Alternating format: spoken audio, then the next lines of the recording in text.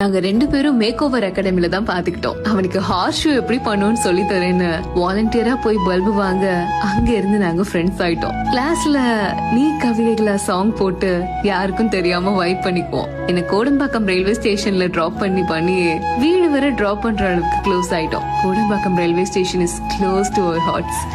ஏன்னா சின்ன சண்டையா இருந்தாலும் அங்க போய் பேசினா எல்லாமே சரியாயிடும். அவன் ஹிந்துவா இருந்தாலும் நான் லோவா இருக்கும் போதெல்லாம் சர்ச்சுக்கு கூட்டிட்டு போவான். He became best friends. Shopping, food, பீச்னு நிறைய எக்ஸ்ப்ளோர் பண்ண ஆரம்பிச்சோம். April 6 அவன் பர்த்டேக்கு சர்ப்ரைஸா நான் ஃபர்ஸ்ட் டைம் அவனை ஃபிளைட்ல கூட்டு போனது. July 7 என்னோட பர்த்டேக்கு சர்ப்ரைஸா அவனை க்ரூஸ்க்கு கூட்டு போனதுன்னு ஒருத்தருக்கு ஒருத்தர் அவ்வளோ கேர் பண்ணிக்கிட்டோம். அன்னைக்கு மிட் நைட் நடுக்கடல்ல எனக்கு டைரி மில்க் கிஃப்ட் பண்ணி கேக் வெட்டினதெல்லாம் இன்னும் கண்ணுக்குள்ளேயே இருக்கு. இவ்ளோ கேர் பண்ணிக்கிட்டாலும் ஒரு தடவை கூட நாங்க லவ் சொல்லிக்கிட்டதே இல்ல. நான் சென்னை விட்டு வெக்கேட் ஆகும்போது எனக்காக வெயிட் பண்ணுவியான்னு அவன் கேட்டப்ப கூட என் லவ் சொல்லல. திரும்ப சென்னை போனப்போ சாய்பாபா கோவில்ல என்ன வேண்டிக்கிட்டேன்னு கேட்டப்போ இவன் லைஃப் லாங் கூடவே இருக்கணும்னு அவன் சொன்னப்ப கூட என் லவ் அவனுக்கு சொல்லல. பட் ஏதோ ஒரு உணர்வு எங்க 2 பேரையும் சீக்கிரம் மேரேஜ் பண்ணிக்கோங்கன்னு சொல்ல வச்சது. வீட்டுல ஒத்துக்கல, ஆனா மெல்லமா எல்லாரும் அக்செப்ட் பண்ண ஆரம்பிச்சாங்க. ஃபைனலி ஃபேமிலி பிளெஸிங்கோட July 3 என்கேஜ்மெண்ட் முடிஞ்சு வர November 7 அவனோட கையை பிடிக்க போறேன். ஓய் பாப்பு, உன் கூட நான் ஹாப்பியா இருந்திருக்கேன், ஆனா அதை விட